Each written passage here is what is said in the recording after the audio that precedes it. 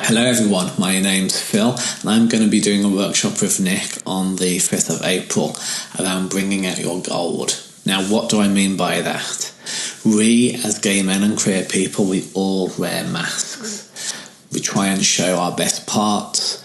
We know that we have to perform in a certain way. We're always looking at how we should be the best that we can be. And this all creates a mask with our friends, family, with everyone around us that becomes so much part of us that we don't even realise that we're wearing it.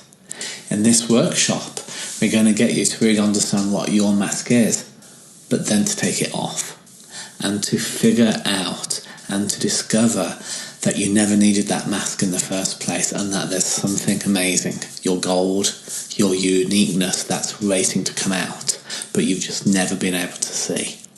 And so at the end of this workshop, you will have taken off that mask and you'll have taken a step into accepting your gold, your uniqueness, and what we hope is something that you can take forward with you for the rest of your life.